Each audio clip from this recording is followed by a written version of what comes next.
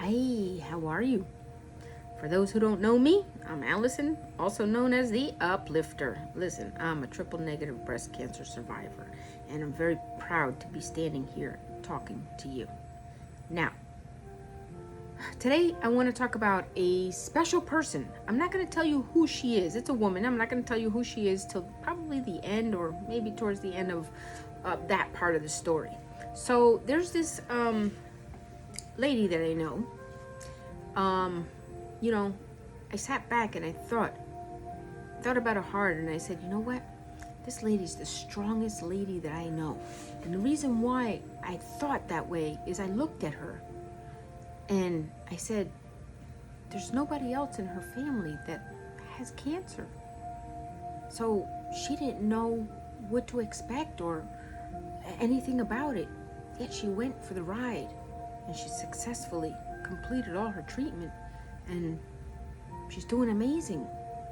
And I want to tell you how her story kind of unfolded. So she was diagnosed in 2019, December, in the very beginning of September. I'm sorry, in December, not September, December. And she saw her oncologist for the first time in December 16th to be exact. She started chemo January 13th, so it was a quick process. She had to go through a lot of tests. Oh, good, you ladies know all about the tests. She had to go through blood tests and bone scan and CAT scan and there's the sonograms and mammograms and all these tests that we got to go through.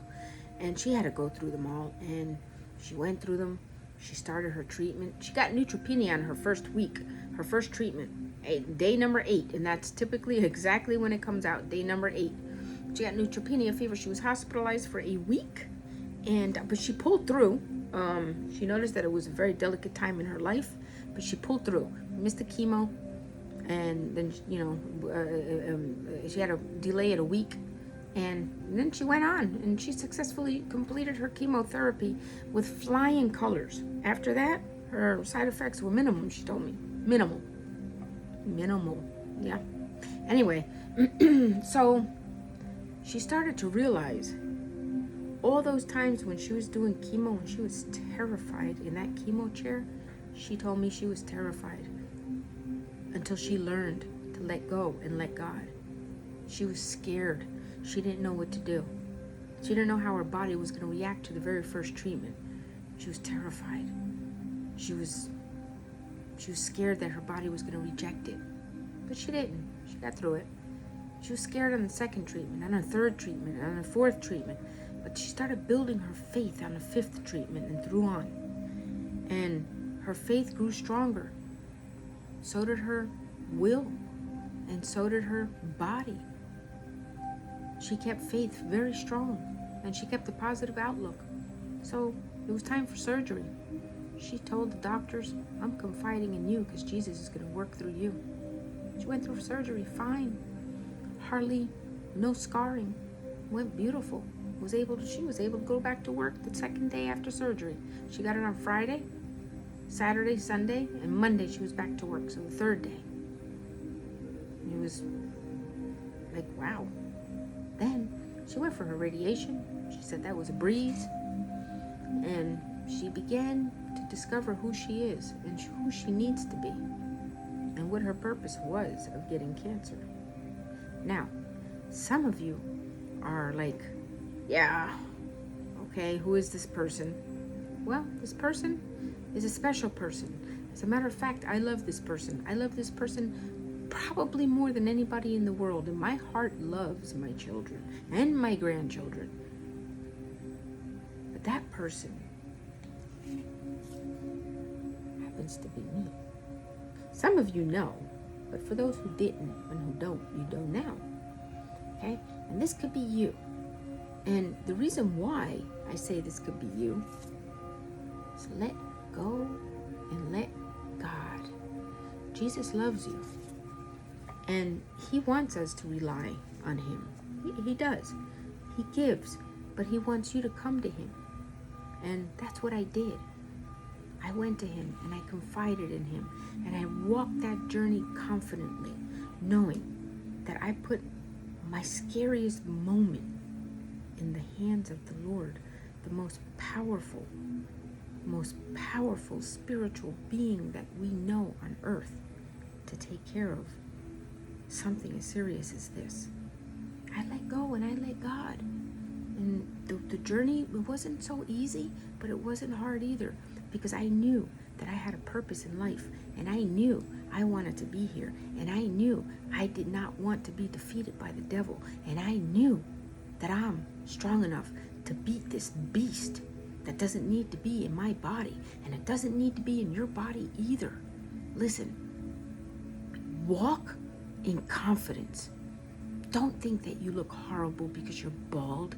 Listen, I flaunted my baldness. I didn't flaunt it really in public, I'm not gonna lie, but I flaunted it with pictures. I was not afraid to post my baldness on Facebook, not at all. As a matter of fact, when you're bald, you are a sign of strength to go through what we gotta go through. We're not weak, we are strong. That person that I was just telling you about, me, I'm strong. And you know what? I'm not going to let the devil win, and neither are you. You confide in the Lord, and you let that devil know that you are protected by a higher power that cannot touch you. Only he's got the power to heal you and not bring you down. When you were down in that sand and the devil was bringing you down to your knees, out in the ocean was the Lord extending his hand to you, and you stand up and you grab that hand. That's what I did. I visioned him in the big sea while I was in the sand, that the devil was bringing me down and I couldn't walk and I was in shackles and chains, but God lifted me up and he broke those chains, and he began to lead me. And that is why I confide in him and believe in him. He didn't let me down at my lowest moment. He brought the right people to my circle right when I needed them. As a matter of fact, right before almost. He's powerful.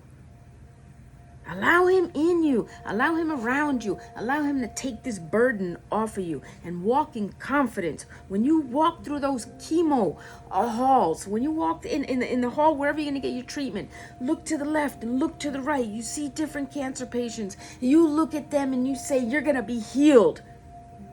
Believe in the Lord. Wish good upon others, and good is going to come to you. And that's the way we got to walk this journey. Sorry, ladies, I kid you not. Sometimes, like, the Lord just takes over. I'm not kidding. Ooh. Anyway, ladies, listen.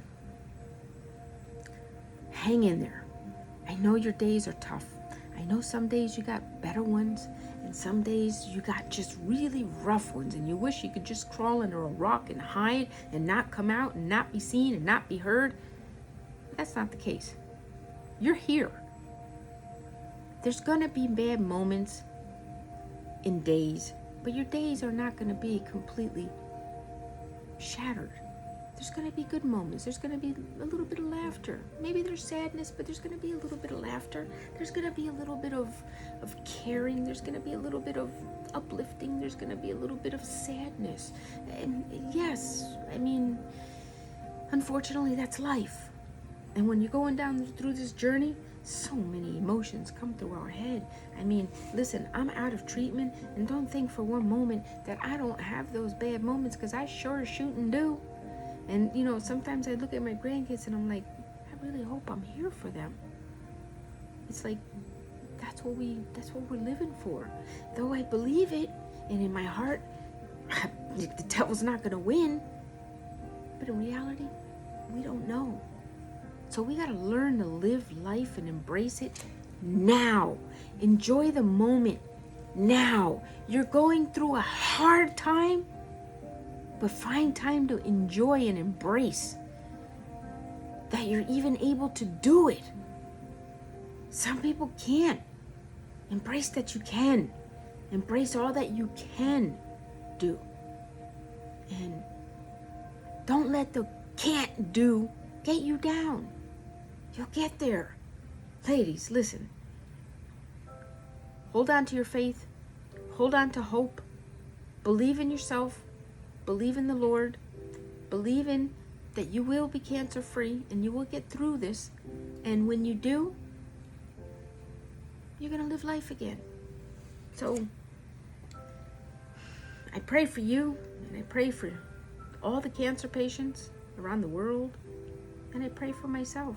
I pray for family and those who are surrounded by us in our moment of need and in our moment of sadness and scaredness and all that good stuff. We're blessed in ways that we don't really see. But if you take a moment, look around you. You're breathing. You still spend time with your loved ones, even though COVID has robbed us from an entire year of, really a year and a half of our lives. There's people in the family I still haven't seen because of COVID. And then we had the journey. You know, our journey, you know, anybody who was in it during COVID, from beginning of COVID till now, listen, the world experienced hardship with us. So that was a good part of it. But you know what? I wish I didn't have either. I wish we didn't have to go through the chemo and radiation and surgery and COVID. I mean, you know, we had a double whammy because we had to be very, very careful. But we got through it. Now we can get through this. Never lose hope and build that faith as big as you can, because that faith is what's going to move mountains. Thank you for listening.